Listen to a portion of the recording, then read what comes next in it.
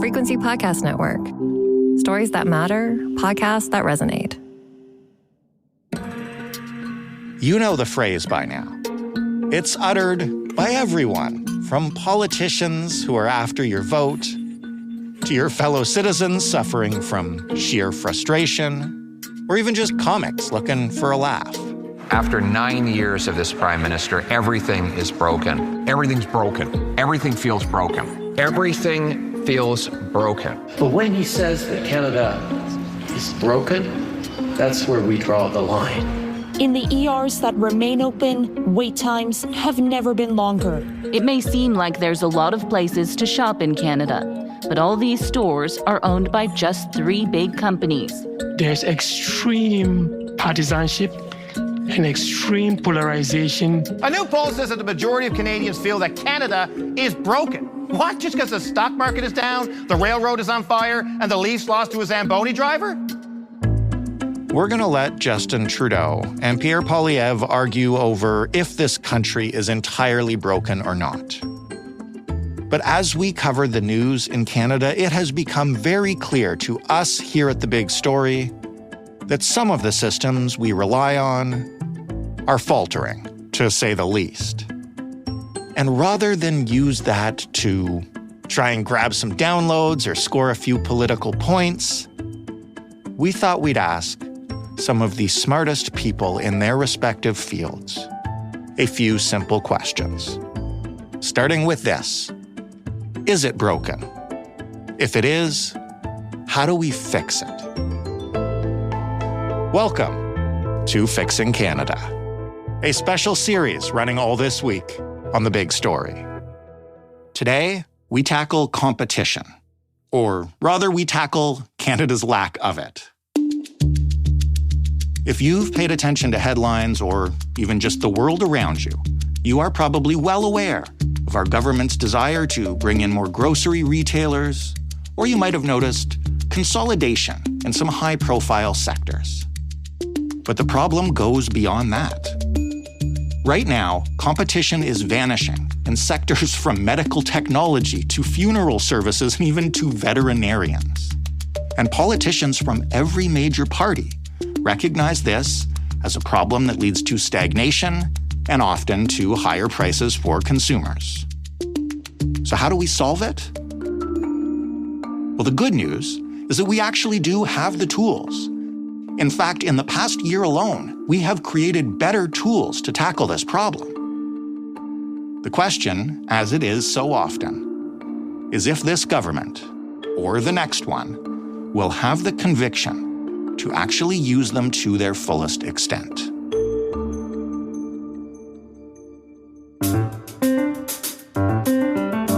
I'm Jordan Heath Rawlings. This is Fixing Canada on The Big Story. Vas Bednar is the Executive Director in the Master of Public Policy program at McMaster University, a favorite guest of ours. Hi, Vas. Hey, Jordan. And Denise Hearn is a Resident Senior Fellow at Columbia's Center of Sustainable Investment. Hello, Denise. Hi, Jordan. Together, this is why we're talking to them at the same time, they have a book on this exact subject coming out. It is called The Big Fix: How Companies Capture Markets and Harm Canadians. And it arrives October 15th. So, this is perfectly timed for us. Welcome to the show, guys. Thank you. Thanks for having us. Either one of you can take this because it's a well-known meme at this point that Canada is like 3 or 6 companies in a trench coat. How true is that joke?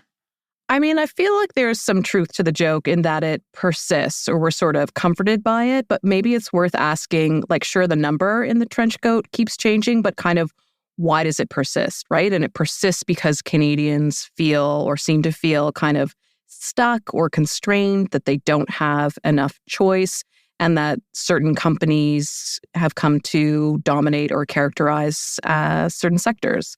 So I think that's why the meme persists in the trench coat. I don't know if you hear it trickle over to the U.S., Denise. I don't think we have the same one in the U.S. And I think in Canada, it tends to conjure the conversation around the well-known oligopolists, the telcos or the grocers or the airlines or the banks.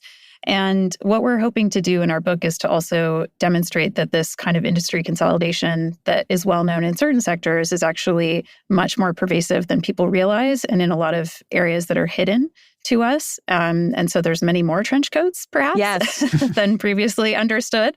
And what policy tools and levers do we actually have to sort of rebalance the power across the economy so that it works better for different stakeholders, not only consumers, but workers and independent businesses too. That's great. And that's what I want to talk about today, because this whole week is about actually fixing the problems, not just, as we've often done on this show, diagnosing them again and again.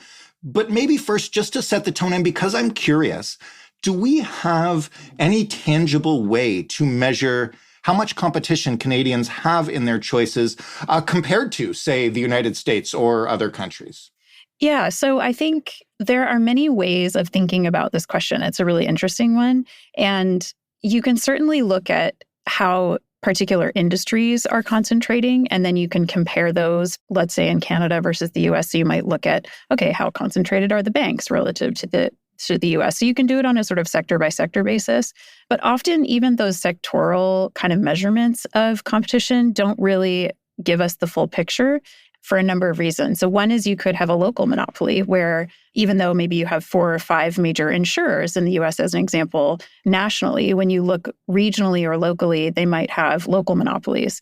And then the other reason why these market concentration measurements don't always give us the full picture is that one of the key points that Vas and I have been talking a lot about is that companies no longer just compete within one industry. Right. They really are trying to own assets across industries, right? And so when you look at something like TELUS, which traditionally we all think of as a telco company, has a health division. It has a subsidiary that does a lot of international business. They're quite active in agriculture and sort of digitization of all these different industries. So companies are changing. The way that we think about competition also has to sort of keep pace with those market changes and realities.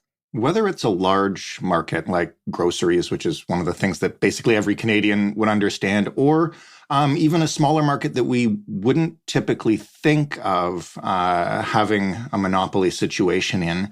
I know this sounds like a simple question, but what do we know about what lack of competition actually does to a sector of industry? The core concerns tend to be that there will be higher prices. So sometimes we see this trend where a dominant firm will kind of price discipline competitors, right, to kind of have them edge out of the market or pressure them to maybe be acquired or become a private label brand. And then once they have a particular share of the market, they're able to kind of have that price go up. People get concerned about reduced innovation, lower quality products or services. There's just not an incentive to do better, to be better. Mm-hmm. And then also, just laziness, right? Complacency, inefficiency across companies, high barriers to entry. So even for firms that want to try to come compete and shake things up, that they're just going to be disincentivized or turn away. That cost to them, financial and otherwise, is just way too high. Persistent economic inequality. And I think the language that we see more so in the US than in Canada really is around, freedom and liberty. Mm-hmm. So fundamentally, our ability to choose, to have choices, to have freedom and flexibility in our everyday lives just isn't there. How easy or more likely difficult is it to go out and encourage competition in a key sector? I mean, we have tons of policy tools, right, for smart policy. Sometimes the competition conversation, we reduce it a lot, right, where we sort of say, and part of our playfulness with the title of The Big Fix is that we have, some of these zombie ideas, I'll say, that persist, like that one simple fix we're looking for, right? We just need more foreign competition, or we just need to get rid of supply management, or we just need to reduce regulatory barriers and the economy is going to explode. To Denise's point, on a sector by sector basis, there may be different policy interventions that are necessary to level a playing field, to introduce more clarity, deal with power imbalances. But in terms of more, what does it mean to even want more competition? Right. I think we become a little bit obsessed with kind of counting the number of competitors in a particular space. But, more competition could also mean better competition. Right. Instead of more competitors in terms of the volume overall. Well, I'll ask you, and I know I said I wasn't going to harp on the problem before we move to the solution, but I want to ask you, Denise, because Vas just mentioned it and you mentioned it earlier. I am one of those people that if you ask me to think about competition, I would think about groceries and telcos and that kind of stuff. So give me some examples of these smaller sectors that lack of competition can impact and how it does that. Well, it's not just smaller sectors. So I actually just learned today that, as an example, TELUS Health and Express Scripts, which is a Canadian subsidiary of a U.S. company, control basically 80% of all private insurance claims in Canada. They operate what's known as pharmacy benefit managers. And so they sit as middlemen essentially between pharmacies and insurers, and they negotiate the rates whenever you file a drug claim. And they've been under huge scrutiny in the U.S. The Federal Trade Commission is investigating them right now and doing a big market study. And it's expected that they'll probably take some legal action against some of the large PBMs in the U.S. And in Canada, one of our primary providers is one of these U.S. PBMs.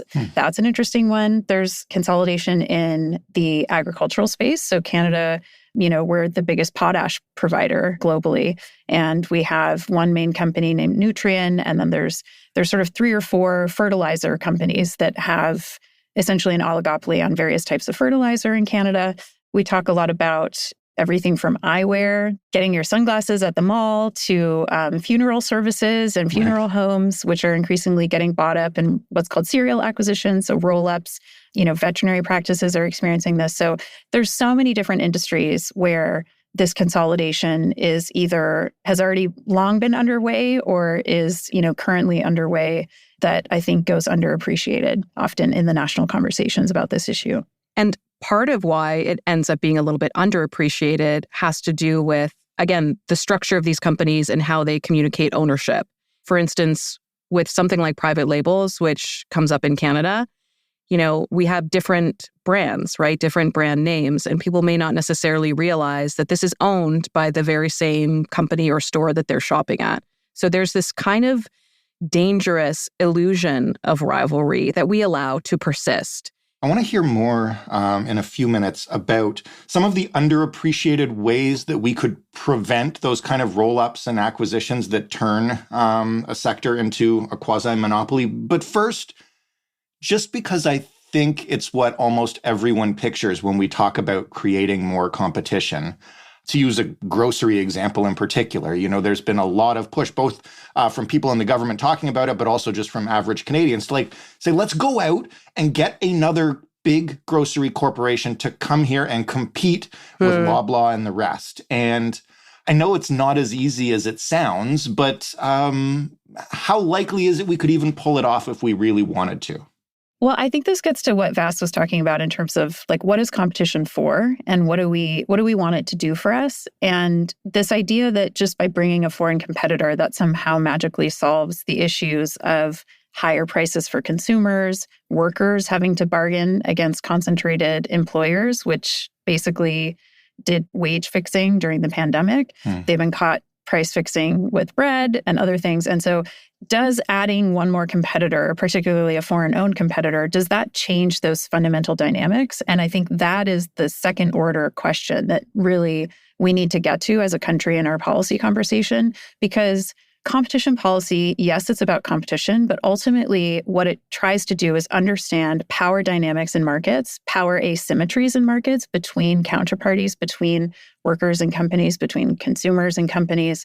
And those power asymmetries can look very different. It could be information asymmetries, like Vas was talking about, where we all think that there's a lot more competition that's for our dollars than there actually is. It could be that actually, if you're a small supplier and you're trying to get on the shelf of a grocery store, as Vas is talking about, you're competing directly with the retailer that is responsible for getting your product to market. You have to compete now with their private label brands that they give preferential treatment to. So those dynamics don't get fixed by just adding a competitor. Right. And so that's why you need a broader set of tools that really structurally analyzes how power manifests in each industry. What are the tactics that companies use to entrench themselves even further? And what are the regulatory and sort of legal tools that we have to actually rebalance these structures? And so one of the things in terms of grocery that we've talked about is in the US, there's something called the Robinson-Patman Act, which initially was meant to protect smaller grocers from concentrated suppliers. Now we're in the opposite situation where we have really concentrated grocers and diffuse suppliers often. But the point is that it tried to eliminate price discrimination so that essentially every supplier would get paid the same amount regardless of who's purchasing the product or how much product they're putting forward. And so we think that something like that would do a much better job of serving smaller suppliers' interests than necessarily adding a foreign competitor. That's one idea. It's very specific to grocery, but I think, again, what we're trying to emphasize is that we really have to get a lot more nuanced in terms of like what we want competition to do and what are the outcomes we want to see from that, and whose interests are we really trying to foreground, because, often there are trade-offs between different economic stakeholders, and we have to make those determinations about who we're trying to support with these policies. That's the kind of solution that we want to discuss this week. But obviously, if it's going to require a nuanced approach, sector to sector, industry to industry, can you give me like a broad sketch of how you would set up policy tools that could be that nuanced? Because unless I'm wrong, right now we kind of have the Competition Bureau, which takes a very sort of, high level, top down approach to it. How could we do it differently?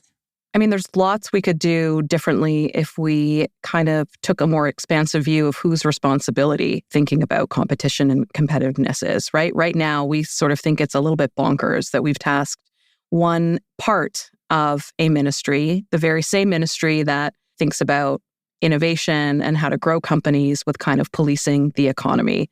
So one of the things we write about is, what does it look like for Canada to actually take a whole of government approach, to think more comprehensively about things like future policy decisions? What are the implications for the market that they're touching? Sometimes this means that we'd be backward looking. So, continuing work that's already ongoing in Canada, assessing kind of the regulatory barnacles we've inherited, right? Can we streamline, where can we find efficiencies? This is absolutely important, but it's not kind of the foundation that's going to change everything. Not to be, the boring researcher, but more research, right? More of a beat. I keep bringing up the US because Denise is US based and Canadian by birth, so she has this amazing vantage point, but we don't have even one reporter in Canada who is just on the competition beat, helping us tell these stories. And there's a lack of research, right? The same numbers kind of get cited all the time, and that's okay. The research that exists is of very high quality. But again, from a volume perspective and from our ability to appreciate how the country is changing, we definitely have blind spots there, and that needs to be solved going forward. I would just add that, yes, this is like a complicated and complex area, and so it requires nuanced approaches like we're describing, but there's also long-standing policy tools like blocking mergers, and Canada has never successfully blocked a merger. Really? Never? Never. I think there was one time where they blocked it and then it got reversed upon appeal. And so we have the tools, we just have not used them. And I think these new legislative changes that have happened over the last year that were completely cross-party, the latest amendments were passed unanimously through Parliament, which is absolutely astounding and such a signal that this really matters to every constituency. And now that the Bureau has a strong legislative regime, which Canada had one of the weakest competition laws in the world, so that's huge. Explain for those who haven't followed it, what has changed in terms of that over the past year. So yeah, there's been a number of changes. I would say in terms of mergers, one of the biggest ones that's changed is we used to have something called the efficiencies defense, where firms could argue anytime they were merging or had a proposed merger, that as long as they were going to increase efficiencies and pass those cost savings from the efficiencies down to consumers, then they should be allowed to merge regardless of whether it massively increased concentration. And also the same thing for anti-competitive behavior. They argued that as long as there was efficiency, that they could act in anti-competitive ways. And so that made it very, very difficult for the Bureau to actually bring cases and succeed, because there was always this sort of exemption. And We got rid of that completely, which I think is fantastic. And we also shifted the burden of proof onto merging parties. So now there's a presumption that if a merger leads to, crosses a particular threshold of market concentration, there's a presumption that that is illegal. And it's now on the firms to prove that the benefits are going to outweigh the negative impacts of that. That kind of structural presumption, it sounds technical, but it's absolutely massive. And the hope is that this will help to prevent consolidation going forward. But there's a number of other things. The Bureau now has the ability to investigate companies and actually compel information. Before they weren't allowed to do that. So we have a lot more sort of tools now in the tool belt that we can deploy. And I think it is about getting the Bureau better funding, more funding so that they can actually use these tools. And then to Vass's point, it's not just about the Bureau. We also have to ensure that every ministry who knows their own sector inside and out starts thinking more strategically and more comprehensively about how competition and these kind of market power, market structure issues affect their industry and what tools they have to be able to regulate in a way that actually rebalances power across the economy. Do you see signs from either the Bureau or the government, or I guess presumptively the next government in waiting, that there is a real desire to get tough on this, as opposed to putting the tools in place and just not using them too much, because these are, the 5 or 6 big companies that we have in this country and we don't want to piss them off? The government has sort of taken this approach of radical incrementalism. Radical incrementalism sounds incredibly Canadian, by the way. That's how I dress it up. You know what I mean? I try to make it more comprehensive. But this core debate that existed before, which was there were 2 camps really. And one camp sort of said the economy has changed, so our law needs to be modernized. And the other camp sort of said, actually, the law is amazing and infinitely flexible and can do so much. And we're just not using it. It's under-enforced. Right. So yes, the future enforcement of these new tools is going to be critical in terms of how we continue to police and evaluate and kind of look at the economy. But it can absolutely, these new tools can be complemented and supported and enhanced by other orders of government, other ministries. We see the Bureau starting to partner up through something called the Digital Regulators Forum, which of course I get excited about for its potential, partnering with the Privacy Commissioner, partnering with the CRTC. Now I believe they have a copyright element so that they can start to tackle more transversal questions that don't necessarily fit neatly into any one of their domains, just like these companies don't really fit nicely into the statistical codes that we use to characterize them.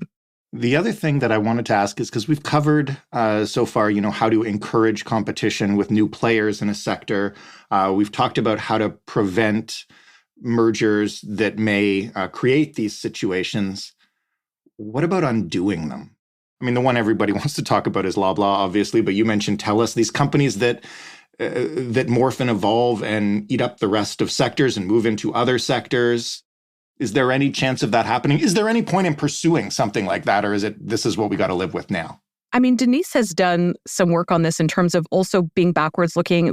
Companies do break themselves up all the time, right? Voluntarily. Divestiture is a remedy that already exists under the Competition Act. And sometimes part of a merger going forward has been that certain elements of a company sort of have to shift and move.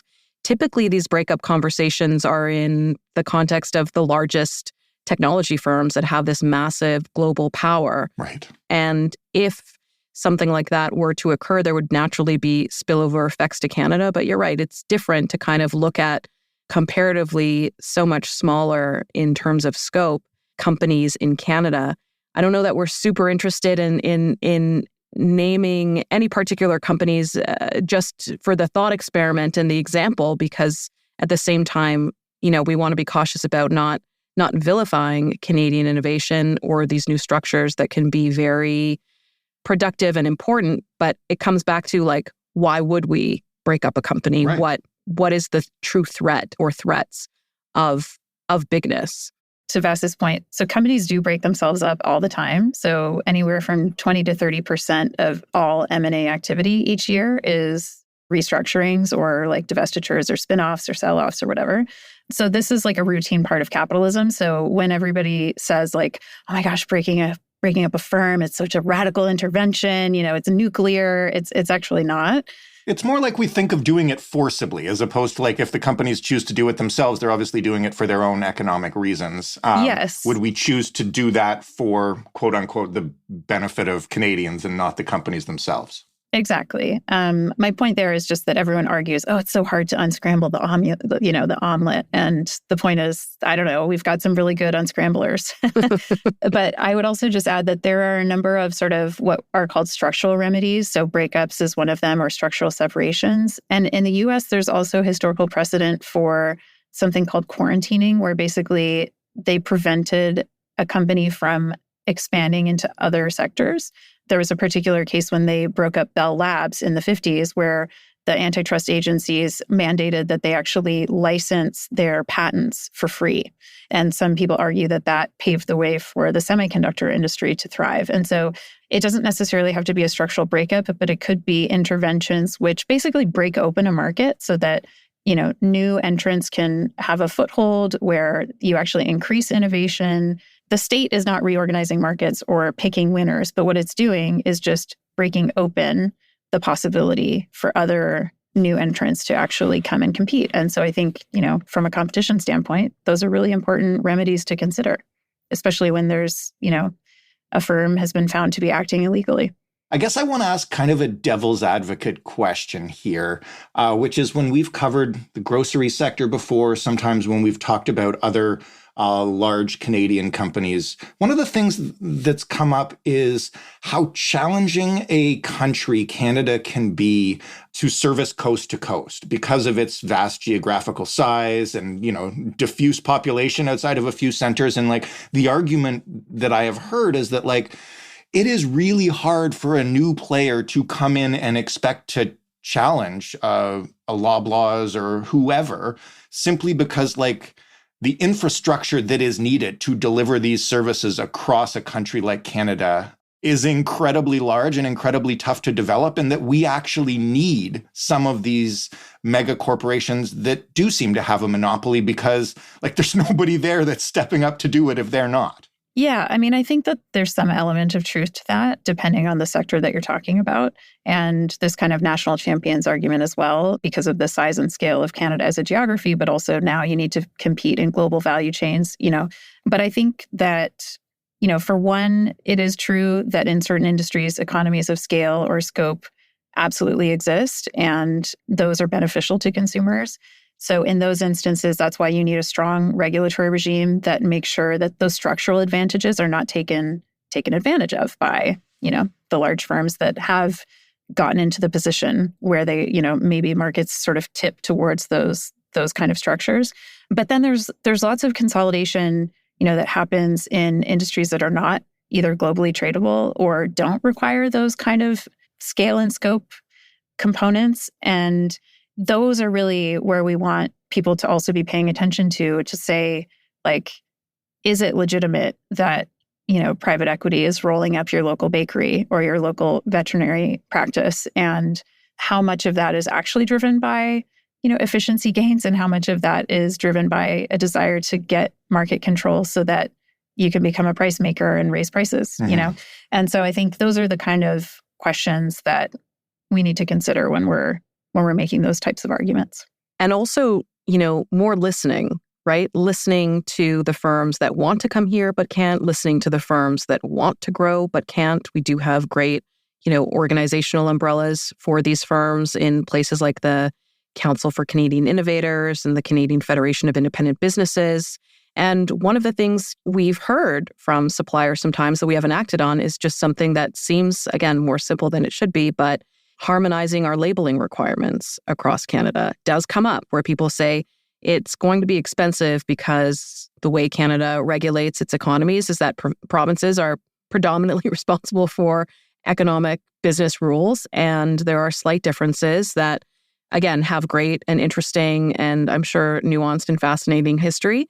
But it is a cost. It is a small c cost for a lot of firms that may want to come and be here. And that's something we can't change the size of Canada. We can't change our population that quickly. but we can really pay attention to what actors in the space are telling us could help them and make that part of our kind of full court press here. So last question, like I mentioned, I'd love to hear from each of you how you think this is going. We approached this week because we've heard a drumbeat of Canada is broken for at least a year now, and we wanted to look at places in Canada where solutions can actually be found and what we could do. It sounds like from talking to both of you that things are improving in this area. What do you see coming in the next 6 months to a year, and what will show you that there is actually a fix underway here, as opposed to, like we talked about, a whole bunch of new tools that are staying in the toolbox?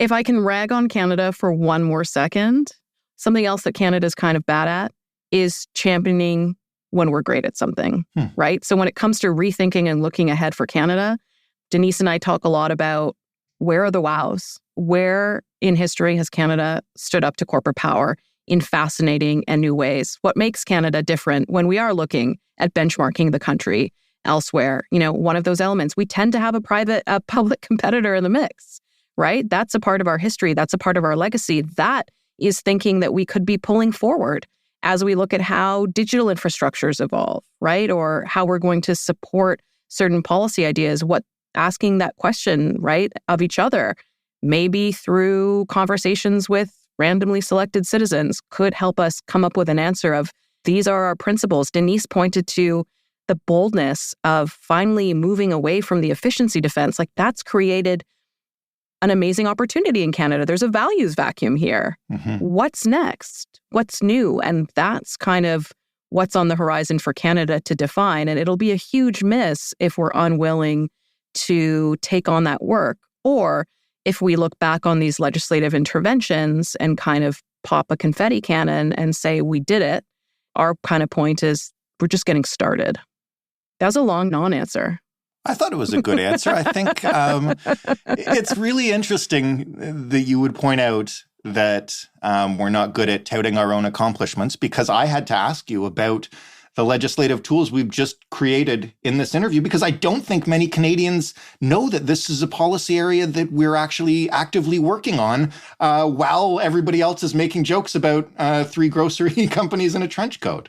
And that it's unanimous across Parliament. Yeah, I was not expecting that. Yeah, what areas do you find that kind of consensus, right? And I think that's what makes this policy file so special, is that you have Conservative MPs, you have NDP, all kinds of folks who may not always have the same motivations, but see a common solution in better structuring markets so that they're more pre-distributive of economic gains. That's something that we talk a lot about, and that my friend Delilah Rothenberg really brought to my attention, which is we tend to talk a lot about redistribution in Canada. We're going to tax and then redistribute wealth, and that's how we tackle inequality. But what you can also do is structure markets so that they're fairer from the beginning, and that those economic gains flow to more the everyday person. So you're not transferring a little bit of your paycheck every time you pay for something to a monopolist, or not having to bargain against a monopolist or oligopolist for a higher wage. And those structural fixes, they take a long time. It's not going to happen in 6 to 12 months.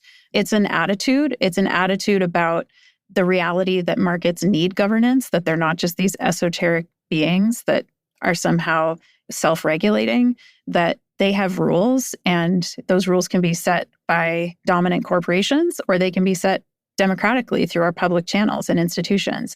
And so that one attitude shift I already see happening, and I think is really profound. And then practically on my mood board, I'd love to see the Bureau actually bring a merger block case and succeed under the tribunal. I'd like to see some Canadian version of what we saw in the US under the Biden administration with the executive order on competition, which established a White House Competition Council with the heads of all, most of the major agencies to actually think constructively about this and take action in a number of very practical ways. And we'd like to see competition policy get more democratized, so bringing more voices into the policymaking process where appropriate, and taking it out of the hands of sort of highly paid economists and lawyers, which have really dominated this policy file for the last 40 years. So those are a couple things on the mood board, and I think those are very doable within the next 6 to 12 months.